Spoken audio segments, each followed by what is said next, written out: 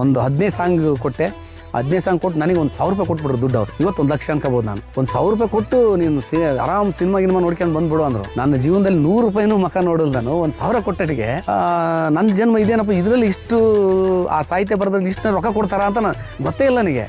ಅದು ನನ್ನ ಹೆಸರು ಬಂದು ನನ್ನ ಹೆಸರು ಹಾಕಿರೋ ಸಾಕಂತ ಹೋಗಿರೋ ನಾನು ಅಲ್ಲಿ ಬೆಂಗಳೂರಿಗೆ. ಆ ಕೊಟ್ಟರಲ್ಲಿ ಒಬ್ರು ನಾನು ಬರೆಯೋ ಕ್ಯಾಸೆಟ್ ನೋಡಿ ಅದು ಎಷ್ಟಾಗುತ್ತೆ SP ಹತ್ರ ಆಡಿಸಿದ್ರು ಅಂದ್ರು. 1 ಲಕ್ಷ ರೂಪಾಯಿ ಆಗುತ್ತೆ ಅಂದೆ. ಈಗ 15 ವರ್ಷ 20 ವರ್ಷದಿಂದ. ಹೌದಾ, ನಾನು ಕೊಡ್ತೀನಿ 1 ಲಕ್ಷ ಕೊಡ್ತೀನಿ, ನಾನು 1 ಲಕ್ಷ ಕೊಡ್ತೀನಿ, ಕ್ಯಾಸೆಟ್ ಮಾಡಿಸ್ಬಿಡೋಣ. ನನಗೆ ಅದು SP ಆಡ್ತಾರೆ ನನ್ನ ಸಾಹಿತ್ಯಕ್ಕೆ ಅಂದರೆ ಇನ್ನು ಖುಷಿನೇ ನನಗೆ. ಚೆನ್ನೈಗೆ ಹೋದ್ವಿ ನಾವು. ಚೆನ್ನೈಗೆ ಹೋದ್ಮೇಲೆ ನಾನು 4 ಸಾಂಗ್ SP ಆಡಿದ್ರು ನನ್ನ ಸಾಹಿತ್ಯಕ್ಕೆ, ಕೊಟ್ರೇಶ್ವರ ಸಾಂಗು. ಆಡ್ಬೇಕಾದ್ರೆ ಅವ್ರ ಜೊತೆಗೆ ಹತ್ತರಿಂದ ಅವಾಗೆಲ್ಲ ಏನೋ ಯಾವ ಮೊಬೈಲ್ ಫೋನ್ ಇದ್ದಿಲ್ಲ ಆ ಟೈಮಲ್ಲಿ. ಅವ್ರಿಗೆ ನಾನು ಸಾಹಿತ್ಯ ಅಭಿಮಾನ ಕರೆಕ್ಟ್ ಆಗಿದೆಯಾ, ಅವರು ನಾನು ಕನ್ನಡ ತಗೊಂಡು ತೆಲುಗಿಲ್ ಬರ್ಕೊಂತಿದ್ರು. ಅವರು ತೆಲುಗಿಲ್ ಬರ್ಕೊಂಡು ಆಡ್ತಾ ಇದ್ರು. ಅವ್ರದ್ದೇ ಚೆನ್ನೈಯಲ್ಲಿ ಪಳನಿ ಸ್ಟುಡಿಯೋ ಅಂತ ಏನೋ ಇರಬೇಕು ಚೆನ್ನೈಯಲ್ಲಿ. ಆ ಸ್ಟುಡಿಯೋದಲ್ಲಿ ರೆಕಾರ್ಡಿಂಗ್ ಇತ್ತು ಕೊಟ್ರೇಶ್ವರಂದು. ಅವರು ತೆಲುಗಿಲ್ ಬರ್ಕೊಂಡು ಆಡೋಕ್ಕಾರ ನಾನು ಒಂದೊಂದು ಸಾಲಿಗೂ ನಾನು ಕೇಳ್ತಾ ಇದ್ರು ಸಾಹಿತ್ಯ ಕರೆಕ್ಟ್ ಆಗಿದೆಯಾ ಅಂತ. ನನ್ಗೆ ಇಂಥ ದೊಡ್ಡ ವ್ಯಕ್ತಿ, ನಾನು ಹುಡುಗ, ಏನು ಇವರು ಹಿಂಗೆ ನಾನು SP ಇಂಥ ನನ್ನ ಕೇಳ್ತಾರಲ್ಲ. ಇಲ್ಲ ಸರ್, ನಿಮ್ಮ ಮುಂದೆ ನಾನು ಮಾತಾಡೋಕ್ಕೂ ಶಕ್ತಿ ಇಲ್ಲ ಅಂದೆ. ಇಲ್ಲ, ಸಾಹಿತ್ಯಗಳು ನಿಮ್ಮ ಸಾಹಿತ್ಯಕ್ಕೆ ನಾನು ತಕ್ಕ ಆಡಬೇಕು, ನಾವು ಆಡಗಾರರು ಅಂತಂದು ಅವ್ರು ಭಾಳ ಗೌರವ ಕೊಟ್ಟರು. ಅದು ನನ್ನ ಜೀವನದಲ್ಲಿ ಮರೆಯಲಾರ್ದಕ್ಕಂಥದ್ದೇನ. ಅದಕ್ಕಿಂತ ಮುಖ್ಯವಾಗಿ ನನಗೆ ನಮ್ಮ ಕನ್ನಡದ ಸಿಂಗರ್ ಆಗಿರ್ತಕ್ಕಂಥ BR ಛಾಯ್ ಆಗಿರ್ಬೋದು, ಮಂಜುಳಾ ಗುರುರಾಜ್ ಆಗಿರ್ಬೋದು, GV ಅತ್ರಿ ಆಗಿರ್ತಕ್ಕಂಥವ್ರು, ಹೇಮಂತ್ ಕುಮಾರು, ರಾಜೇಶ್ ಕೃಷ್ಣನು, ಪ್ರತಿಯೊಬ್ಬರು, ಆಮೇಲೆ ಸುಜಾತ ದತ್ತು, ಬೆಂಗಳೂರು ಸಹೋದರಿಯರು, ಆಮೇಲೆ ಚಂದ್ರಿಕಾ ಗುರುರಾಜು, ರಮೇಶ್ ಚಂದ್ರ, ಬದರಿ ಪ್ರಸಾದು, ಅವಾಗೆಲ್ಲ. ಆಮೇಲೆ V ಮನೋಹರ್ ಕೂಡ ಸಂಗೀತ, ನನ್ನ ಸಾಹಿತ್ಯಕ್ಕೆ ಸಂಗೀತ ಮಾಡಿ ಟ್ಯೂನಿಂಗ್ ಮಾಡಿರ್ತಕ್ಕಂಥದ್ದು. ಆಮೇಲೆ ಉತ್ತರ ಕರ್ನಾಟಕ ಜಾನಪದ ಗೀತೆಗೆ ನಮ್ಮ MS ಮಾರುತಿ ಅಂತ, ಮಾರುತಿ ಮಿರೇಜ್ಕರ್ ಅಂತ, ಅವರಂತೂ ಒಂದು 100 ಸಾಂಗಿಗೆ ನಂದು ಸಂಗೀತ ಮಾಡಿದ್ದಾರೆ. ಒಟ್ಟು ನಾನು ಇಲ್ಲಿವರೆಗೂ ಒಂದು 1000 ಸಾಂಗ್ ಆಗಿರ್ಬೋದು ರೆಕಾರ್ಡಿಂಗ್ ಆಗಿರ್ತಕ್ಕಂಥದ್ದು. ಅದರಲ್ಲಿ ಭಕ್ತಿಗೀತೆ ಬಂತು, ಭಾವಗೀತೆ ಬಂತು. ನನ್ನ ಸಾಹಿತ್ಯದಲ್ಲಿ ರೂಪ್ ಮಾಡಿದಾಗ ಸಾಕಷ್ಟು 1000 ಗಟ್ಟಲೆ ಕ್ಯಾಸೆಟ್ ಖರ್ಚಾಗ್ಬಿಟ್ಟು ಆ ಖುಷಿ. ಆ ದೇವಸ್ಥಾನದ ಮೇಲೆ ಟೇಪ್ ರೆಕಾರ್ಡ್ ಆಗಿದ್ದಾಗ ನಾನು ಬರೋ ಸಾಂಗ್ ನಾನು ಕೇಳೋದು, ಅದು ನಿಜವಾಗ್ಲೂ ನಾನು ಎಲ್ಲೋ ಒಬ್ಬ ನಮ್ಮಪ್ಪ ವ್ಯಾಪಾರ ಮಾಡ್ಕೊಂಡು ಎಲ್ಲೋ ದಲಾಳಿ ಕೆಲಸ ಮಾಡ್ಕೊಂಡು 10 ರೂಪಾಯಿ ಮನೆಗೆ ತಂದು ನಮಗೆಲ್ಲ ಬಿಸ್ಕೆಟ್ ಕೊಟ್ಟು ಖಾರ ಮಂಡಕ್ಕಿ ಹೆಚ್ಚಿಗೆ ಅದನ್ನು ತಿಂದು ಜೀವನ ಮಾಡಿರೋರು. ಅಷ್ಟು ಕಷ್ಟದಾಗಿರತಕ್ಕಂಥವ್ರು ನಮಗಿಂತ ಒಂದು ದೇವ್ರ ಅವಕಾಶ ಕೊಡ್ತಾ, ಇದು ನಾನು ಬರೆದ್ರ ಸಾಂಗ ಎಲ್ಲ ಒಂದು ಊರಾಗ ಹೋದಾಗ ನನ್ನ ಸಾಂಗ್ ಒಂದು ಟ್ಯಾಕ್ಟ್ರಿಗೆ ಹಾಕ್ಬಿಟ್ರೆ, ಒಂದು ಬಸ್ನಾಗ ಯಾರೋ ಒಬ್ಬ ಹಾಕ್ಬಿಟ್ರೆ ನನಗೆ ಎಷ್ಟು ಕೋಟಿ ಕೊಟ್ಟರು ಖುಷಿ ಆಗಲ್ಲ, ಅಷ್ಟು ಖುಷಿ ನನಗೆ.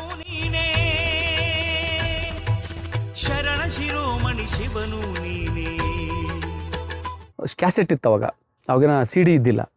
ಕ್ಯಾಸೆಟ್ ಇದ್ದಾಗ ನಾನು ಅವಾಗೆಲ್ಲ ಉತ್ತರ ಕನ್ನಡದವು ನಿಜಾಮ್ ಅಲ್ಲ ಖಾನದು, ಬಸವರಾಜ್ ನರೇಂದ್ರ ಅವ್ರದ್ದು, ಇವ್ರಿಗೆಲ್ಲ ಜಾನಪದ ಗೀತೆ ಕೇಳ್ತಾ ಇದ್ದೆ ಹಳ್ಳಿಗಳಲ್ಲಿ. ನಾನು ಸಾಂಗ್ ಬರಿಬೇಕು ಅನ್ನೋ ಸಾಹಿತ್ಯ ಇತ್ತಲ್ಲ, ಪತ್ರಿಕೆ ಮಾಧ್ಯಮ ಸಾಹಿತ್ಯದ ಜೊತೆಗೆ ಒಂದಿಷ್ಟು ಕ್ಯಾಸೆಟಲ್ಲಿ ನಾನು ಬರಿಬೇಕು ಅಂತಕ್ಕಂಥ ಆಸೆ ಬಂತು. ಆಗ ನಾನು ಬೆಂಗಳೂರಿಗೆ ಒಬ್ಬನೇ ಬಸ್ ಹತ್ತಿದ್ದೆ 200 ರೂಪಾಯಿ ಇಟ್ಕೊಂಡು. ಅಶ್ವಿನಿ ಕಂಪ್ನಿಗೆ ಹೋದೆ. ಇಲ್ಲಿ ವಿಜಯನಗರದಲ್ಲಿ RPC ಲೇಔಟಲ್ಲಿ ರಾಮ್ ಪ್ರಸಾದ್ ಅವ್ರದ್ದು ಅಶ್ವಿನಿ ಸ್ಟುಡಿಯೋ, ಅಲ್ಲಿಗೆ ಹೋದೆ. ಅಲ್ಲಿ ಹೋದಾಗ ಜಾನಪದ ಗೀತೆಗಳು ತಗೊಂಡು ಹೋದಾಗ ಜಾನಪದ ಗೀತೆಗಳು ತಗೊಂಡೋಗಿ ಕೊಟ್ಟೆ. ಒಂದು 15 ಸಾಂಗ್ ಕೊಟ್ಟೆ. 15 ಸಾಂಗ್ ಕೊಟ್ಟು ನನಗೆ ಒಂದು 1000 ರೂಪಾಯಿ ಕೊಟ್ಬಿಟ್ರು ದುಡ್ಡು. ಅವರು ಇವತ್ತು 1 ಲಕ್ಷ ಅನ್ಕೋಬೋದು. ನಾನು ಒಂದು 1000 ರೂಪಾಯಿ ಕೊಟ್ಟು ನೀನು ಆರಾಮ್ ಸಿನಿಮಾ ನೋಡ್ಕೊಂಡು ಬಂದ್ಬಿಡು ಅಂದರು. ನನ್ನ ಜೀವನದಲ್ಲಿ 100 ರೂಪಾಯಿನೂ ಮಕ ನೋಡಿಲ್ಲ ನಾನು. 1000 ಕೊಟ್ಟಟಿಗೆ ನನ್ನ ಜನ್ಮ ಇದೇನಪ್ಪ, ಇದರಲ್ಲಿ ಇಷ್ಟು ಆ ಸಾಹಿತ್ಯ ಬರೋದ್ರಲ್ಲಿ ಇಷ್ಟು ರೊಕ್ಕ ಕೊಡ್ತಾರ ಅಂತ ಗೊತ್ತೇ ಇಲ್ಲ ನನಗೆ. ಅದು ನನ್ನ ಹೆಸರು ಬಂದು ನನ್ನ ಹೆಸರು ಹಾಕಿರೋ ಸಾಕಂತ ಹೋಗಿರೋ ನಾನು ಅಲ್ಲಿ ಬೆಂಗಳೂರಿಗೆ. ಆಗ ಅವರು ನನ್ನ ಸಾಹಿತ್ಯನ, ಜಾನಪದ ಗೀತೆನ ಅವರು ಕ್ಯಾಸೆಟ್ ರೂಪದಲ್ಲಿ ಹೊರತಂದರು. ಅವಾಗ ಮತ್ತೆ ಬರ್ಕೊಂಡು ಬಾ, ದೇವರು ಬರಿ ಅಂತ ಸ್ಟಾರ್ಟ್ ಮಾಡಿದ್ರು. ದೇವರು ಬರಿ, ನಿಮ್ಮ ಭಾಗದಾಗ ಯಾವ ದೇವರು, ಕೊಟ್ರೇಶ್ವರದ ಬರಿ, ಉಜ್ಜಿನಿದ ಬರಿ, ನಾನು ರೆಕಾರ್ಡಿಂಗ್ ಮಾಡಿಕೊಡ್ತೀನಿ ಅಂತ. ಅವ್ರು ನನ್ನ ಸಾಹಿತ್ಯ ನೋಡಿ ರಾಮ್ ಪ್ರಸಾದ್ ಅವರು ಆಗಿಂದಾಗಿ ನಾನು ಕೂಡ ಬರ್ಸೋಕ್ಕೆ ಸ್ಟಾರ್ಟ್ ಮಾಡಿದ್ರು. ನನಗೆ 1000 ರೂಪಾಯಿ 800 ರೂಪಾಯಿ ದುಡ್ಡು ಹಾಕಾರು. ಅವಾಗಿನ CD ಇದ್ದಿಲ್ಲ, ಕ್ಯಾಸೆಟು CD. ಇವಾಗೆಲ್ಲ CDನೂ ಇಲ್ಲ, ಅದು ಬೇರೆ. ಈಗ ಪೆನ್ ಡ್ರೈವ್ ಬಂದಿದೆ, ಡಿಜಿಟಲ್ ಬಂದಿದೆ, ಮೊಬೈಲ್ ಬಂದಿದೆ, ಅದು ಬೇರೆ. ಅಂಥ ಟೈಮಲ್ಲಿ ನನಗೆ ಭಾಳ ಖುಷಿ. 1000 ರೂಪಾಯಿ ಕೊಡೋದಕ್ಕಿಂತ ಮುಂಚೆ ಲಾಡ್ಜ್ ಮಾಡೋಕ್ಕೆ ದುಡ್ಡದಕ್ಕೆ ಬಸ್ ಸ್ಟ್ಯಾಂಡಲ್ಲೇ ರಾತ್ರಿ ಎಲ್ಲ ಕಾದಿದ್ವಿ. ಅವರು ಒಂದಿನ ರಾಮ್ ಪ್ರಸಾದ್ ಇಲ್ಲ ಊರಾಗಂದರೆ ಅವರೆಲ್ಲ ಉತ್ತರ ಕರ್ನಾಟಕ ಹೋಗ್ಬಿಟ್ರೆ ಟೂರು. ಲಾಡ್ಜ್ ಮಾಡೋಕ್ಕೆ ಬಾಡಿಗೆ ದುಡ್ಡು ಇಲ್ಲದಕ್ಕೆ ನಾನು ರಾತ್ರಿ ಎಲ್ಲ ಬಸ್ ಸ್ಟ್ಯಾಂಡಿಗೆ, ರೈಲ್ವೆ ಸ್ಟೇಷನ್ಗೆ ಅಡ್ಡಾಡ್ಕೊಂತ ಕಾಲ ಕಳೆದು ಬೆಳಿಗ್ಗೆ ನಿದ್ಗಣ್ಣಲ್ಲೇ ಹೋಗಿ ಅವ್ರಿಗೆ ಸಾಹಿತ್ಯ ಕೊಟ್ಟು 1500 ರೂಪಾಯಿ ಇಸ್ಕೊಂಡು ಬಂದಿರ್ತಕ್ಕಂಥದ್ದು. ಅದ್ರ ಮೂಲಕ ಮತ್ತೆ ಧ್ವನಿ ಮುದ್ರಿತಕ್ಕೂ ಒಂದಿಷ್ಟಕ್ಕೆ ಒತ್ತು ಕೊಟ್ಟೆ. ಅದಕ್ಕೂ ಒಂದಿಷ್ಟು ನನಗೆ ಅದು ಕೂಡ ನನ್ನ ಬದುಕು ಕೈ ಹಿಡಿತು. ನಮ್ಮ ಮನೆಯಲ್ಲಿ ಏನಿಲ್ಲ, ನಮ್ಮಪ್ಪ ದಡ್ಡ, ನಾವಪ್ಪ ಎಲ್ಲ ಒಂದು ರೈತ, ಒಂದು 4 ಎಕರೆ, 6 ಜನ ಮಕ್ಕಳು, ಬಡತನ, ನಮ್ಮ ನೋಡ್ಕೊಳಕ್ಕಿಲ್ಲ. ನನ್ನ ಬದುಕು ನಾನೇ ರೂಪಿಸ್ಕೋಬೇಕು, ಅದು ನನಗೆ ಗೊತ್ತಿತ್ತು. ಆ ಪತ್ರಿಕೆ, ಫ್ರೀಲ್ಯಾನ್ಸ್ ರಿಪೋರ್ಟಿಂಗು ಮತ್ತು ಇದು ಧ್ವನಿ ಸುರುಳಿ, ಇವು 3 ಕೈ ಹಿಡಿದಾಗ ನಾನು ಮತ್ತೇನೋ, ನನಗೇನೋ ಒಂದು ಶಕ್ತಿ ಇದೆ ನನ್ನಲ್ಲಿ, ಏನೋ ನನಗೆ ಗೊತ್ತಿಲ್ಲದಂಗೆ ಜನ ನನಗೆ ಗೌರವ ಕೊಡೋಕ್ಕೆ ಸ್ಟಾರ್ಟ್ ಮಾಡಿದರು. ಗೌರವ ಕೊಡೋಕ್ಕೆ ಸ್ಟಾರ್ಟ್ ಮಾಡಿದ್ರೆ ನನಗೂ ಒಂದು ಖುಷಿ ಆಗೋದು. ನಾನು ಯಾಕೆ ಇದರಲ್ಲಿ ಮುಂದುವರೆದ್ರೆ ಚೆನ್ನಾಗಿರುತ್ತಲ್ಲ ಅಂತಕ್ಕಂಥದ್ದು ಮಾಡಿದೆ. ಕನ್ನಡಪ್ರಭ ಪೇಪರ್ ಸಿಕ್ತು, ಇದಕ್ಕಿತ್ತಡಿ ಕ್ಯಾಸೆಟು ಬರಿತಾ ಇದ್ದೆ. ನಾನು ಕ್ಯಾಸೆಟ್ ಬರಿಬೇಕಾದ್ರೆ ಫ್ರೀಯಾಗಿ ನನಗೇನು ರೊಕ್ಕ ಕೊಡೋದು ಬೇಡ, ಅವ್ರು ಬರೆದ್ರೆ ಸಾಕನ್ನಾರು ನನಗೆ 500,000 ಕೊಟ್ಟರಲ್ಲ, ಅದರಿಂದ ನನ್ನ ಬದುಕು ನಾನು ಅದೇ ಅಷ್ಟೊತ್ತಿಗೆ ಮದುವೆ ಆಗಿತ್ತು. ನನ್ನ ಹೆಂಡ್ರ ಮಕ್ಕಳಿಗೆ ನಾನು ಸಲುವಕ್ಕೆ ಇದು ಮಾಡ್ತಾಯಿದ್ದೆ, ಹೊರಗಿಂದು ಪ್ರಪಂಚ ನೋಡ್ತಾಯಿದ್ದೆ. ಆ ಟೈಮಲ್ಲಿ ದೊಡ್ಡ ದೊಡ್ಡ ಸಿಂಗರ್ಗಳು SP ಬಾಲಸುಬ್ರಹ್ಮಣ್ಯ ಅವರು ಕೊಟ್ರೇಶ್ವರ ಸಾಂಗ್ ಬರೆದಿದ್ದೆ ನಾನು. ಆ ಕೊಟ್ಟರಲ್ಲಿ ಒಬ್ಬರು ನಾನು ಬರೆಯೋ ಕ್ಯಾಸೆಟ್ ನೋಡಿ ಅದು ಎಷ್ಟಾಗುತ್ತೆ SP ಹತ್ರ ಆಡಿಸಿದ್ರೆ ಅಂದು, 1 ಲಕ್ಷ ರೂಪಾಯಿ ಆಗುತ್ತೆ ಅಂದೆ. ಈಗ 15 ವರ್ಷ 20 ವರ್ಷದಿಂದ. ಹೌದಾ, ನಾನು ಕೊಡ್ತೀನಿ, 1 ಲಕ್ಷ ಕೊಡ್ತೀನಿ, ನಾನು 1 ಲಕ್ಷ ಕೊಡ್ತೀನಿ, ಕ್ಯಾಸೆಟ್ ಮಾಡಿಸ್ಬಿಡೋಣ ಒಂದು. ನನಗೆ ಅದು SP ಆಡ್ತಾರೆ ನನ್ನ ಸಾಹಿತ್ಯಕ್ಕೆ ಅಂದರೆ ಇನ್ನೂ ಖುಷಿನೇ ನನಗೆ. ಚೆನ್ನೈಗೆ ಹೋದ್ವಿ ನಾವು. ಚೆನ್ನೈಗೆ ಹೋದ್ಮೇಲೆ ನಾನು 4 ಸಾಂಗ್ SP ಆಡಿದ್ರು ನನ್ನ ಸಾಹಿತ್ಯಕ್ಕೆ, ಕೊಟ್ರೇಶ್ವರ ಸಾಂಗು. ಆಡ್ಬೇಕಾದ್ರೆ ಅವ್ರ ಜೊತೆಗೆ ಹತ್ತರಿಂದ ಅವಾಗೆಲ್ಲ ಇನ್ನೂ ಯಾವ ಮೊಬೈಲ್ ಫೋನ್ ಇದ್ದಿಲ್ಲ ಆ ಟೈಮಲ್ಲಿ. ಅವ್ರಿಗೆ ನಾನು ಸಾಹಿತ್ಯ ಅಭಿಮಾನ ಕರೆಕ್ಟಾಗಿದೆಯಾ ಅಲ್ಲ, ಅವರು ನಾನು ಕನ್ನಡ ತಗೊಂಡು ತೆಲುಗಿಲಿ ಬರ್ಕೊಂತಿದ್ರು. ಅವರು ತೆಲುಗಿಲಿ ಬರ್ಕೊಂಡು ಆಡ್ತಾಯಿದ್ರು. ಅವ್ರದ್ದೇ ಚೆನ್ನೈಯಲ್ಲಿ ಪಳಿನಿ ಸ್ಟುಡಿಯೋ ಅಂತ ಏನೋ ಇರಬೇಕು ಚೆನ್ನೈಯಲ್ಲಿ. ಆ ಸ್ಟುಡಿಯೋದಲ್ಲಿ ರೆಕಾರ್ಡಿಂಗ್ ಇತ್ತು ಕೊಟ್ರೇಶ್ವರಂದು. ಅವರು ತೆಲುಗಿಲಿ ಬರ್ಕೊಂಡು ಆಡೋಕ್ಕಾರ ನಾನು ಒಂದೊಂದು ಸಾಲಿಗೂ ನಾನು ಕೇಳ್ತಾಯಿದ್ರು ಸಾಹಿತ್ಯ ಕರೆಕ್ಟಾಗಿದೆಯಾ ಅಂತ. ನನಗೆ ಇಂಥ ದೊಡ್ಡ ವ್ಯಕ್ತಿ, ನಾನು ಹುಡುಗ, ಏನು ಇವರು ಹಿಂಗೆ ನಾನು SP ಇಂಥವ್ರು ನನ್ನ ಕೇಳ್ತಾರಲ್ಲ. ಇಲ್ಲ ಸರ್, ನಿಮ್ಮ ಮುಂದೆ ನಾನು ಮಾತಾಡೋಕ್ಕೂ ಶಕ್ತಿ ಇಲ್ಲ ಅಂದೆ. ಇಲ್ಲ, ಸಾಹಿತ್ಯಗಳು ನಿಮ್ಮ ಸಾಹಿತ್ಯಕ್ಕೆ ನಾನು ತಕ್ಕ ಆಡಬೇಕು, ನಾವು ಹಾಡುಗಾರರು ಅಂತಂದು ಅವ್ರು ಭಾಳ ಗೌರವ ಕೊಟ್ಟರು. ಅದು ನನ್ನ ಜೀವನದಲ್ಲಿ ಮರೆಯಲಾರ್ದಕ್ಕಂಥದ್ದೇನ. ಅದಕ್ಕಿಂತ ಮುಖ್ಯವಾಗಿ ನನಗೆ ನಮ್ಮ ಕನ್ನಡದ ಸಿಂಗರ್ ಆಗಿರ್ತಕ್ಕಂಥ BR ಛಾಯ್ ಆಗಿರ್ಬೋದು, ಮಂಜುಳಾ ಗುರುರಾಜ್ ಆಗಿರ್ಬೋದು, GV ಅತ್ರಿ ಆಗಿರ್ತಕ್ಕಂಥವ್ರು, ಹೇಮಂತ್ ಕುಮಾರು, ರಾಜೇಶ್ ಕೃಷ್ಣನು, ಪ್ರತಿಯೊಬ್ಬರು, ಆಮೇಲೆ ಸುಜಾತ ದತ್ತು, ಬೆಂಗಳೂರು ಸಹೋದರಿಯರು, ಆಮೇಲೆ ಚಂದ್ರಿಕಾ ಗುರುರಾಜು, ರಮೇಶ್ ಚಂದ್ರ, ಬದರಿ ಪ್ರಸಾದು, ಹಾಗೆಲ್ಲ. ಆಮೇಲೆ V ಮನೋಹರ್ ಕೂಡ ಸಂಗೀತ, ನನ್ನ ಸಾಹಿತ್ಯಕ್ಕೆ ಸಂಗೀತ ಮಾಡಿ ಟ್ಯೂನಿಂಗ್ ಮಾಡಿರ್ತಕ್ಕಂಥದ್ದು. ಆಮೇಲೆ ಉತ್ತರ ಕರ್ನಾಟಕ ಜಾನಪದ ಗೀತೆಯಾಗ ನಮ್ಮ MS ಮಾರುತಿ ಅಂತ, ಮಾರುತಿ ಮಿರೇಜ್ಕರ್ ಅಂತ, ಅವರಂತೂ ಒಂದು 100 ಸಾಂಗಿಗೆ ನಂದು ಸಂಗೀತ ಮಾಡಿದ್ದಾರೆ. ಒಟ್ಟು ನಾನು ಇಲ್ಲಿವರೆಗೂ ಒಂದು 1000 ಸಾಂಗ್ ಆಗಿರ್ಬೋದು ರೆಕಾರ್ಡಿಂಗ್ ಆಗಿರ್ತಕ್ಕಂಥದ್ದು. ಅದರಲ್ಲಿ ಭಕ್ತಿಗೀತೆ ಬಂತು, ಭಾವಗೀತೆ ಬಂತು. ಆ 1000 ಸಾಂಗ್ ರೆಕಾರ್ಡಿಂಗ್ ನಾನು 2000ರಿಂದ 2026ವರೆಗೂ ಒಂದು 1000 ಸಾಂಗ್ ಆಗಿರ್ತಕ್ಕಂಥದ್ದು. ನಮ್ಮ ಮಧ್ಯ ಕನ್ನಡದಲ್ಲಿ ಯಾವ ದೇವ್ರನ್ನೂ ಬಿಟ್ಟಿಲ್ಲ, ಎಲ್ಲ ದೇವ್ರನ್ನೂ ಒಂದಿಷ್ಟು ಅದು ಇತಿಹಾಸ ಗೊತ್ತಿಲ್ಲ, ಯಾವ ದೇವ್ರಿಗೂ ಇತಿಹಾಸ ಇಲ್ಲ. ಆ ಕುಟ್ಟ ಬೀಸ ಪದಗಳು ಆ ಊರಲ್ಲಿ ಬಾಯಿಂದ ಬಾಯಿಗೆ ಬರ್ತಕ್ಕಂಥ ಸಾಹಿತ್ಯ ತಗೊಂಡು ನಾನು ಭಕ್ತಿಗೀತೆ ಮಾಡೋದು, ಆ ದೇವ್ರ ಇತಿಹಾಸ ಕಟ್ಟಿಕೊಡ್ತಕ್ಕಂಥದ್ದು. ಉದಾಹರಣೆ ಗಾಣಗಟ್ಟೆ ಮಾಯಮ್ಮ. 20 ವರ್ಷದ ಹಿಂದೆ ಗಾಣಗಟ್ಟೆ ಮಾಯಮ್ಮ ಅಂದರೆ ಯಾರಿಗೂ ಗೊತ್ತಿದ್ದಿಲ್ಲ, ಮಡ್ರಾಳಿ ಚೋಡಮ್ಮ ಅಂದರೆ ಯಾರಿಗೂ ಗೊತ್ತಿದ್ದಿಲ್ಲ. ಅಂಥ ಟೈಮಲ್ಲಿ ಅಲ್ಲಿ ವಿಶೇಷತೆಯೇನು, ಈ ದೇವ್ರು ಹೆಂಗೆ ಬಂದು ನಿಲ್ಲಿಸ್ತು, ಇಲ್ಲಿಂದ ಏನು ಒಳ್ಳೇದಾಯಿತು, ಜನರಿಗೆ ಭಕ್ತರು ಯಾಕೆ ಬರ್ತಾರೆ ಅಂತಂದು ಆ ಇತಿಹಾಸ ಕಟ್ಟಿಕೊಟ್ಟು ಒಂದಿಷ್ಟು ಅಲ್ಲಿಯ ಪರಂಪರೆ, ಅಲ್ಲಿಯ ಸೊಗಡನ್ನು ನಾನು ನನ್ನ ಸಾಹಿತ್ಯದಲ್ಲಿ ರೂಪ ಮಾಡಿದಾಗ ಸಾಕಷ್ಟು 1000 ಕ್ಯಾಸೆಟ್ ಖರ್ಚಾಗ್ಬಿಟ್ಟು ಆ ಖುಷಿ. ಆ ದೇವಸ್ಥಾನದ ಮೇಲೆ ಟೇಪ್ ರೆಕಾರ್ಡ್ ಹಾಕಿದಾಗ ನಾನು ಬರೋ ಸಾಂಗ್ ನಾನು ಕೇಳೋದು, ಅದು ನಿಜವಾಗ್ಲೂ ನಾನು ಎಲ್ಲೋ ಒಬ್ಬ ನಮ್ಮಪ್ಪ ಯತ್ನ ವ್ಯಾಪಾರ ಮಾಡ್ಕೊಂಡು ಎಲ್ಲೋ ದಲಾಳಿ ಕೆಲಸ ಮಾಡ್ಕೊಂಡು 10 ರೂಪಾಯಿ ಮನೆಗೆ ತಂದು ನಮಗೆಲ್ಲ ಬಿಸ್ಕೆಟ್ ಕೊಟ್ಟು ಖಾರ ಮಂಡಕ್ಕಿ ಹೆಚ್ಚಿಗೆ ಅದನ್ನು ತಿಂದು ಜೀವನ ಮಾಡಿರೋರು. ಅಷ್ಟು ಕಷ್ಟದಾಗಿರತಕ್ಕಂಥವ್ರು ನಮಗಿಂತ ಒಂದು ದೇವ್ರ ಅವಕಾಶ ಕೊಡ್ತಾ, ಇದೀಗ ನಾನು ಬರೆದ್ರೆ ಸಾಂಗ ಎಲ್ಲ ಒಂದು ಊರಾಗ ಹೋದಾಗ ನಾನು ಸಾಂಗ್ ಒಂದು ಟ್ಯಾಕ್ಟ್ರಿಗೆ ಹಾಕ್ಬಿಟ್ರೆ, ಒಂದು ಬಸ್ನಾಗ ಯಾರೋ ಒಬ್ಬ ಹಾಕ್ಬಿಟ್ರೆ ನನಗೆ ಎಷ್ಟು ಕೋಟಿ ಕೊಟ್ಟರು ಖುಷಿ ಆಗಲ್ಲ, ಅಷ್ಟು ಖುಷಿ ನನಗೆ. ಅಂಥ ಒಂದು ಎಂಥ ಯಾವ ಲೆವೆಲಿನ ಇದು ಕನಸು ನನಸು ಅಂತ ಗೊತ್ತಾಗಲಿಲ್ಲ. ಇವು ನಮ್ಮನ್ನ ಭಾಳ ದೂರ ನಡ್ಕೊಂಡು ಹೋಯ್ತು. ಇದು ಈ ನಾನು ಇಲ್ಲಿವರೆಗೂ ಈ ಜರ್ನಿಯಲ್ಲಿ ಈಗಲೂ ನಾನು ನೌಕರಿಗೆ ಅಂತಾರೆ ನನ್ನ ಸ್ನೇಹಿತರು, ನನಗಿಂತ ಇಂಟೆಲಿಜೆಂಟ್ ಇದು ಯಾಕೆ ನೌಕರಿ ತಗೊಳ್ಳಿಲ್ಲ ಅಂತ ಕೇಳ್ತಾರೆ. ನಾನು ನೌಕರಿ ತಗೊಂಡ್ರೆ ನನ್ನ ಹೆಂಡ್ರ ಮಕ್ಕಳು ಅಷ್ಟೇ ಖುಷಿಯಾಗಿರ್ಬೋದಾಗಿತ್ತು. ಈ ನನ್ನ ಹೆಂಡ್ರ ಮಕ್ಕಳು ಎಷ್ಟೇ ಹೆಂಗೆ ಇರಲಿ, ನಾನು ಬದುಕನು. ಆದರೆ ನಾನು ನೌಕರಿ ಇಲ್ದಿದ್ರೆ ಈಗ 100,000 ಜನರ ಕಣ್ಣು ಒರೆಸಿದ್ದೀನಿ, 1000 ಜನರ ಬದುಕು ಕಟ್ಕೊಟ್ಟಿದ್ದೀನಿ. ಉದಾಹರಣೆ ನಾನು ಇಲ್ಲೊಂದು ಹೇಳಲೇಬೇಕು ಆ ಘಟನೆನ. ಆರ್ಗಬಾವಿ ಅಂತ ಹೇಳಿದೆ, ಇಲ್ಲೇ ಪಕ್ಕದಲ್ಲಿ ಕೂಡ್ಲಿಗಿ ತಾಲೂಕಲ್ಲಿ. ಅಲ್ಲೊಬ್ಬ ನಾಗರಾಜ್ ಅಂತಕ್ಕಂಥ ವ್ಯಕ್ತಿ, ನಾಗರಾಜ್ ಅಂತಕ್ಕಂಥದ್ದು, ಆತ ಸಾಯಲೇಬಾರ್ದು, ಬದುಕಲೇಬಾರ್ದು, ಸತ್ತೇ ಬಿಡ್ಬೇಕಾತ, ಅಷ್ಟು ನೆಗೆಟಿವ್ ಅಂಶ ಆತ ಅನಾಥ, ತಂದಿಲ್ಲ ತಾಯಿಲ್ಲ, ಮತ್ತು ಭಿಕ್ಷುಕ, ಅಂಗವಿಕಲ, ಮತ್ತು ಅಲೆಮಾರಿ, ದಿಕ್ಕಿಲ್ಲದಾತಲ್ಲ, ಯಾರ ಅನಾಥ ಪೂರ್ತಿ ಒಂದು 5-6 ಅಂಶ ಅವನು. ಆಮೇಲೆ ಅವನು ಹುಟ್ಟುತ್ತಲಿದ್ದ ತೆವಳಿಕೆ ಅಂತಲೇ ನಡೀತಕ್ಕಂಥ ಬರ್ತಕ್ಕಂಥದ್ದು. ಅವನು ಎಂದು 20 ವರ್ಷ ತನಕ ಎಂದು ಹಿಂಗೆ ಎದ್ದು ನಿಂತಿಲ್ಲ ಎಲ್ಲರಂತೆ. ಅವ್ರು ಯಾರೋ ಒಬ್ಬರು ದಾರ್ಯಾಗ ಹೋಗಿ ತಗೊಂಡೋಗಿ ಅವ್ನು ಎತ್ತಿಂಗೆ ಬಸ್ನಿಗೆ ಇಡಾಕು, ಪ್ರೈವೇಟ್ ಬಸ್ನಲ್ಲಿ ಆರ್ಗಬಾವ್ಯಾಗ. ಅಲ್ಲಿಂದ ಅವನು ಹೊಸಳ್ಳಿ ಸಂತೆ, ಚಿಕ್ಕಜೋಳಿ ಸಂತೆ, ಕೊಟ್ಟೂರು ಸಂತೆ, ಕೂಡ್ಲಿ ಸಂತೆಗೆ ಹೋಗಿ ಇಳಿಸೋದು ಬಸ್ನಾಗ. ಅವನಲ್ಲಿ ಭಿಕ್ಷೆ ಬೇಡ್ಕೊಂಬಂದು ರಾತ್ರಿ ಬಂದು ಗುಡಿಯ ಮಲಗೋದು. ಮನೆಯೂ ಕೂಡ ಇಲ್ಲ ನೋಡ್ರಿ, ನಿರ್ಗತಿಕ ಕೂಡ ಅವನು, ಮನೆಯೂ ಇಲ್ಲ, ಅನಾಥ ಒಂದು ಅಲ್ಲ, ನಿರ್ಗತಿಕ ಕೂಡ. ದೇವಸ್ಥಾನದಾಗ ಕುಂದಿರ್ತಿದ್ದ. ದೇವಸ್ಥಾನದಾಗ ಕುಂತಾಗ ಆ ಟೈಮಲ್ಲಿ ನಾಗೇಂದ್ರ MLA, ನಮ್ಮ ಕೂಡ್ಲಿ ಕ್ಷೇತ್ರಕ್ಕೆ ನಾಗೇಂದ್ರ MLA ಇದ್ದಾಗ ಒಬ್ಬ ದಳವಾಯಿ ಅಂತ, ಡಾಕ್ಟರ್ ವೆಂಕಟಗಿರಿ ದಳವಾಯಿ ಅಂತ, ಅವರು MLA P ಆಗಿದ್ದರು.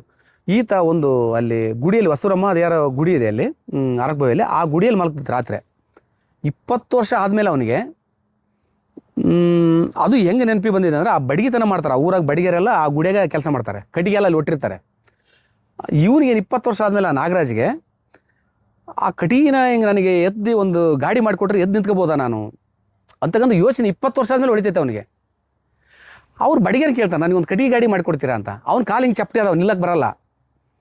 ಹ್ಞೂ ಮಾಡಿಕೊಡ್ತೀವಪ್ಪ ಅಂದಾರೆ. ಇಬ್ಬರು ಮಲಗ್ತಾರೆ. ಅವ್ನು ಕಟ್ಟಿಗೆ ಕಾಯ್ದು ಇವನೇ ನಾಗರಾಜ್ ಅವರು ಬಡಿಗಾರ ರಾತ್ರಿ ಮನೆಗೆ ಹೋಗ್ಬಿಡ್ತಾರೆ ಅವರು.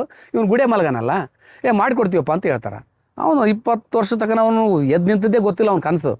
ಕಟ್ಟಿಗೆ ಗಾಲಿ ಮಾಡಿಕೊಟ್ಟಾಗ ಅವ್ನ ಕಾಲಿಗೆ ಟೈರ್ನ ಹಾಕಿ ಕಟ್ತಾರೆ, ಉರ್ಕನಿ ಹಾಕಿ ಕಟ್ತಾರೆ ಕಾಲು. ಯಾಕಂದ್ರೆ ಮುಳ್ಳು ಇದಾಗಬಾರ್ದು, ಕಲ್ಲು ಒತ್ತಬಾರ್ದಲ್ಲ, ಅವನು ಹಿಂಗಿದೆ ಕಾಲು, ಚಪ್ಪಟೆ ಕಾಲಿದೆ. ಅದು ಕೆಳಗೆ ಹಾಕಿ ಕೊಟ್ಟು ಅವ್ನು ಗಾಳಿ ಕೊಟ್ಟಾಗ ಎದ್ದು ನಿಂತ್ಕೊಂತಾನೆ. ಅವನು ಎದ್ದು ನಿಲ್ಲಿಸ್ತಾರೆ. ಎದ್ದು ನಿಲ್ಸಕ್ಕೆ ನಡೆಯೋಕ್ಕೂ ಟ್ರೈ ಮಾಡ್ತಾನೆ. ನಡೆಯೋಕ್ಕೂ ಟ್ರೈ ಮಾಡಿದಾಗ 4 kg ನಡೀತಾನೆ. ನಡೆದ ಮೇಲೆ ಅವ್ನಿಗೆ ಖುಷಿ ಅನಿಸ್ತದೆ, ನಡೆಯಕ್ಕೆ ಬರ್ತತ್ತಲ್ಲ ನನಗೆ ಅಂತ. 20 ವರ್ಷ ಆದಮೇಲೆ ಅವ್ನು ನಡೀತಾನೆ ಅಂದ್ರೆ ಅವ್ನು ಅದೇನು ಕೂಲ್ಡ್ರಿಗೆ ಕಣ್ಣು ಬಂದಂಗೆ, ಒಂದೇ ಮಾತಿಗೆ ಹೇಳಕ್ಕಂತ. ಆಮೇಲೆ ಒಂದು 2 ದಿನ ಕಟ್ಟಿಗೆ ಹಿಡ್ಕೊಂಡು ನಡೆದಾನೆ. 3ನೇ ದಿನಕ್ಕೆ ಕಟ್ಟಿಗೆ ಬಿಟ್ಟು ನಡೆಯಕ್ಕೆ ಸ್ಟಾರ್ಟ್ ಮಾಡ್ತಾನೆ. ಅವನು ಆಲೋಚನೆ ಕಟ್ಟಿಗೆ ಬಿಟ್ಟು ನಡೆದಾಗ ಆರಾಮ್ ನಡೆಯಕ್ಕೆ ಸ್ಟಾರ್ಟ್ ಮಾಡಿಬಿಡ್ತಾನೆ. ಊರೆಲ್ಲ ಅಡ್ಡಾಡ್ಬಿಡ್ತಾನೆ. ಅವನಿಗೆ ಊರೆಲ್ಲ ಅಡ್ಡಾಡಿದಾಗ ಅದೇ ಟೈಮಲ್ಲಿ ಊರೊಳಗೆ ಅದು ಎಕ್ಸ್ಟೆನ್ಷನ್ ಏರಿಯಾ ಒಂದು ಅರ್ಕಬಾಗ, ಅಲ್ಲಿ STMC ಶಾಲೆ, ಹೊಸ ಶಾಲೆ ಸ್ಟಾರ್ಟ್ ಆಗತ್ತೆ 1 to 4. ಅಲ್ಲಿ STMC ಸದಸ್ಯನ ಯಾರು ಮಾಡಬೇಕು, ಅಧ್ಯಕ್ಷನ ಯಾರು ಮಾಡಕ್ಕಂದಾಗ ಇದು ಅಂಗವಿಕಲದನ ನಡೆಯಕ್ಕೆ ಸ್ಟಾರ್ಟ್ ಮಾಡ್ಯಾನ, ಈ ಹುಡುಗನ ಮಾಡಿಬಿಡ್ಲಿ, ಇಲ್ಲೇ ಊರು ಪಕ್ಕ ಇರ್ತಾನೆ, ಎಲ್ಲಿ ಹೋಗಲ್ಲ, ಶಾಲೆದಾಗಿರ್ತಾನೆ ಅಂತ ಅವ್ನು STMC ಅಧ್ಯಕ್ಷನ ಮಾಡ್ತಾರೆ. ಆ ಭಿಕ್ಷುಕನ್ನ STMC ಅಧ್ಯಕ್ಷ ಮಾಡೋದು ಅದೇ ಟೈಮಲ್ಲಿ ಗ್ರಾಮ ಪಂಚಾಯತ್ ಎಲೆಕ್ಷನ್ ಬರ್ತೈತಿ. ಗ್ರಾಮ ಪಂಚಾಯತ್ ಎಲೆಕ್ಷನ್ದಾಗ SC ಮೀಸಲಾತಿ ಬರ್ತಾ ಓಣಿಗೆ. ಇವನು ಅಂಗವಿಕಲದನ ಪಾಪ, ಇವ್ನಿಗೆ ಯಾಕೆ ಇವನು ನಿರ್ಗತಿಕದನ, ಇವನಿಗೆ SC ಬಂದ್ಬಿಡತ್ತೆ, ಇವನಿಗೆ ಮಾಡ್ಬಿಡ ಅಂತ ಮೆಂಬರ್ ಗ್ರಾಮ ಪಂಚಾಯತ್ ಟಿಕೆಟ್ ಕೊಟ್ಬಿಡ್ತಾರೆ. ಅವನಿಗೆ ಟಿಕೆಟ್ ಕೊಡೋಕೆ ಎಲೆಕ್ಷನ್ಗೆ ಗೆದ್ದೇ ಬಿಡ್ತಾನೆ. ಅವನು ಗ್ರಾಮ ಪಂಚಾಯತ್ ಮೆಂಬರ್ ಆಗಿಬಿಡ್ತಾನೆ. ವೈಟ್ ಅಂಡ್ ಹೊಡಕ್ಕೆ ಸ್ಟಾರ್ಟ್ ಮಾಡಿಬಿಡ್ತಾನೆ. ಅವನು ಭಿಕ್ಷಿಕ ಊರೂರು ಭಿಕ್ಷೆ ಎತ್ತಾನು ವೈಟ್ ಅಂಡ್ ಹಾಕ್ಯಂಡು ಆರ್ಗೆ ಬೈತು ಅಡ್ಡಾಡಕ್ಕೆ ಸ್ಟಾರ್ಟ್ ಮಾಡಿಬಿಡ್ತಾನೆ. ಸ್ಟಾರ್ಟ್ ಮಾಡಿದಾಗ ಊರು ಜನ ಎಲ್ಲ ಅವನ್ನ ಇದೊಂದು ಏನು ಈ ಕನಸು ನನಸು ಅಂತ. ಆ ಟೈಮಲ್ಲಿ ದಳವಾಯರು ನನಗೆ ಈ ಒಂದು ಸ್ಟೋರಿ ಹಿಂಗೈತಿ ಅಂತ ಹೇಳಿದರು. ನಾನು ಎದ್ನೋ ಬಿದ್ನೋ ಅಂತ ಓಡಿ ಬಂದೆ. ನನಗೆ ನನ್ನ ಖುಷಿನೇ, ನಾನು ₹1 ಸಿಕ್ಕಂಗೆ ಇಂಥ ನನಗೆ ವಸ್ತು ಸಿಕ್ತು ಅಂದರೆ ಓಡಿ ಬಂದಾಗ ಅವನ ಬಗ್ಗೆ ಒಂದು ಕನ್ನಡಪ್ರಭದಲ್ಲಿ, ನಾನು ಆಲ್ರೆಡಿ ರಿಪೋರ್ಟರ್ ಕನ್ನಡಪ್ರಭ ಫ್ರೀಲ್ಯಾನ್ಸ್ ಬಿಟ್ಟಿದ್ದೆ. ಕನ್ನಡಪ್ರಭದಲ್ಲಿ ಒಂದು ವರದಿ ಬರೆದೆ, ಸ್ಪೆಷಲ್ ಸ್ಟೋರಿ ಬರೆದೆ. ಸ್ಪೆಷಲ್ ಸ್ಟೋರಿ ಬರೆದಾಗ ರಾತ್ರೆಲ್ಲ ನಿದ್ದೆ ಮಾಡಲಿಲ್ಲ. ಇದು ಫ್ರಂಟ್ ಪೇಜ್ ಬರಲೇಬೇಕು ಕನ್ನಡಪ್ರಭದಲ್ಲಿ. ಇದಕ್ಕೆ ಟೈಟ್ಲ್ ಏನು ಕೊಡ್ಬೇಕಂದ್ರೆ ಒಂದು ಅವತ್ತು ಮಾಡ್ಕೊಂಡೋದಲ್ದ ಬರೀ ಅವ್ನು ಅಲ್ಲಿಂದ ಬರೀ ಟೈಟ್ಲ್ ಏನು ಕೊಡ್ಬೇಕಂತಲೇ ರಾತ್ರಿ 8 ಗಂಟೆವರೆಗೂ. ಅವಾಗ ಕಂಪ್ಯೂಟರ್ ಇತ್ತು, ಹೊಸ್ದಾಗಿ ಕಂಪ್ಯೂಟರ್ ಬಂದಿತ್ತು. ಏನು ಕೊಡಬೇಕು ಇವ್ನು ಟೈಟ್ಲು ಅಂತ ಬಂದಾಗ ನಾನು ನಾಗೇಶ್ ಹೆಗಡೆ ಅವರಿಂದ ಕಲ್ತಿದ್ದೆ.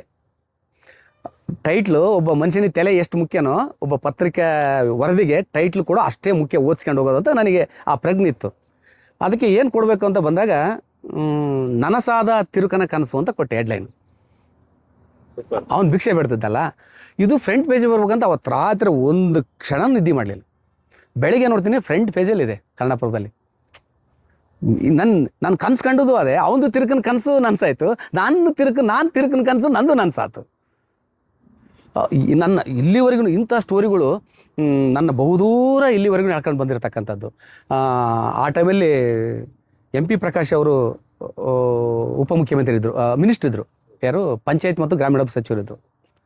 ಗೌರಿಪುರ ಅಂತ ಊರು ಬರುತ್ತೆ, MP ಪ್ರಕಾಶ್ ಕ್ಷೇತ್ರ ಅದು ಅರ್ಪಣಿ ತಾಲೂಕು, ಅರಾಳ ಪ್ರಕ್ಕ ಬರುತ್ತೆ ಗೌರಿಪುರ. ಅದು ಅಗ್ರಿ ಗೌರಿಪುರ ಅಂತ ಕರೀತಾರೆ. ಆ ಊರಲ್ಲಿ ವಸಂತಗೌಡ ಅಂತ ಒಬ್ಬ ವ್ಯಕ್ತಿ.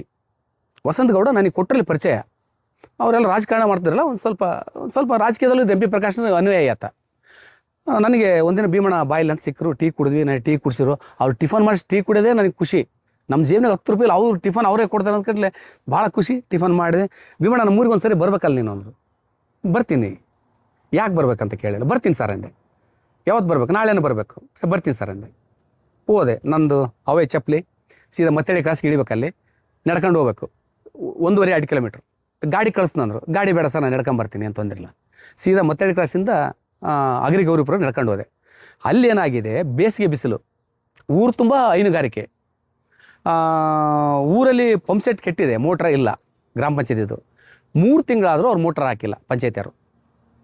ವಸಂತಗೌಡ ಅಂತ ಊರ ಯಜಮಾನ ಆತ ಹೇಳಿ ಸಾಕಾಗಿ, ಪಂಚಾಯತಿಗೆ ಹೇಳಿ ಸಾಕಾಗಿ ಆತೊಂದು ನಿರ್ಧಾರಕ್ಕೆ ಬಂದಾನ. ಊರರೆಲ್ಲರನ್ನೂ ಕರೆಸಿ, ಪಂಚಾಯತಿ ಕಟ್ಟಿಗೆ ನನ್ನೂ ಕರೆಸಿ, ಊರರೆಲ್ಲರೂ ಒಂದು ದಬ್ಬಿ ಗಡಿಗೆ ಇಟ್ಟು ಒಂದು ಟೂವಲ್ ಹಾಸಿ ನಾವೇ ಪಂಪ್ ಸೆಟ್ ತಂದುಬಿಡೋಣ ಮೋಟ್ರನ್ನ. ನಿಮ್ಗೆ ಎಷ್ಟು ಸಾಧ್ಯನೋ ಕೂಲಿ ಮಾಡೋಕ್ಕೆ ₹10 ಹಾಕ್ರಿ, ಇದ್ದಂತ ₹100 ಕೊಡ್ರಿ ಅಂತ ಇದ್ದಾಗ ನನ್ನ ಕಣ್ಣು ಮುಂದೆನೇ ₹40,000 ದುಡ್ಡು ಕಲಿತಲ್ಲಿ. ಇಡೀ ಊರು ₹40,000 ದುಡ್ಡು ಕಳೆದಾಗ ₹10,000 ಕೊಟ್ಟು ಅವತ್ತೇ ಮೋಟ್ರ್ ತರಿಸ್ಬಿಟ್ಟ. ನಾನು ಇದ್ರಿಗೆ ಬೆಳಿಗ್ಗೆ ಹೋಗಿ 8 ಗಂಟೆಗೆ ಮೋಟ್ರ್ ತರಿಸಿದ್ರು. ಆಮೇಲೆ $20,000 ಕೊಟ್ಟು ಪೈಪ್ ತರಿಸಿದ್ರು, ವೈಟು ಪೈಪ್ ತರಿಸಿ ಊರಿಗೆ ಎಷ್ಟಾಗತ್ತೆ ಅಷ್ಟು ಪೈಪ್ ತರಿಸ್ಬಿಟ್ರು. ತರಿಸಿ ಎಲ್ಲರಿಗೂ ನೀವು ಎಲ್ಲಿ ಹೋಗಿಲ್ಲ ಇವತ್ತು ಊರಾಗ, ನಿಮ್ಮನ್ನ ಮನೆ ಮುಂದೆ ನೀವು ತೆಗೆದು ತೋಡ್ಕ್ಯಾಡ್ರಿ, ಪೈಪ್ ಹಾಕ್ಯಾಡ್ರಿ ಅಂದು 10,000 ಕೊಟ್ಟು ಮೋಟ್ರ್ ತಂದು ಅವತ್ತೇ ಮೋಟ್ರ್ ಇಳಿಸಿ, ಅವತ್ತೇ ಪೈಪ್ ಲೈನ್ ಮಾಡಿಸಿ, ಅವತ್ತೇ ಅವ್ರ ಮನೆಗೆ ಕುಡಿಯೋ ನೀರು. ಇದನ್ನು ನಾನು ವರದಿ ಮಾಡಬೇಕು. ಪ್ರಜಾವಾಣಿ ಕನ್ನಡ ದರ್ಶನಕ್ಕೆ ಬರೆದೆಲ್ಲ ವಿಷಯ. ಅವಾಗಿನ ರಿಪೋರ್ಟರ್ ಆಗಿದ್ದೆಲ್ಲ, ಫ್ರೀಲ್ಯಾನ್ಸ್ ರಿಪೋರ್ಟ್ರು. ಇಡೀ ಊರಲ್ಲಿ 3 ತಿಂಗಳು ನೀರಿಲ್ಲ. ದನಕ್ಕೆ ಮೈ ತೊಳೆದ್ರೆ ಮಾತ್ರ, ಎಮ್ಮಿ ಮೈ ತೊಳೆದ್ರೆ ಮಾತ್ರ ನೀರು ಅವ್ರಿಗೆ. ಎಮ್ಮಿಗೆ ಡೈಲಿ ಬಿಸಿಲಿಗೆ ಇಲ್ಲದ್ರೆ ಎಮ್ಮಿ ತಡ್ಕನಲ್ಲ ಆ ಬಿಸಿಲಿಗೆ. ಅವ್ರ ಕೃಷಿಕರಿಗೆ ಅಷ್ಟೇ ಗೊತ್ತದು ಎಮ್ಮಿ ಭಾಳ ಸೂಕ್ಷ್ಮ ಪ್ರಾಣಿ ಅಂತ. ಆ ನೀರಿಲ್ದಕ್ಕೆ ಆ ಊರಿನ ಗೌಡ ನಾವು ಬೇರೆ ರೀತಿ ತಿಳ್ಕೊಂತೀವಿ, ಊರು ಹಾಳು ಮಾಡ್ತಾರೆ ಏನೇನೋ ಅಂತ ಕಲ್ಪನೆ ಇವೆ ನಮ್ಮ. ಆದರೆ ಊರುಗೌಡ ಒಂದು ಊರಿನ ಉದ್ಧಾರಕ್ಕೂ ಕೂಡ ಈ ರೀತಿ ಕೆಲಸ ಮಾಡಿದೆ ಅಂತ ತೋರಿಸ್ಬೇಕು ನಾನು ಪತ್ರಕರ್ತಾಗಿ.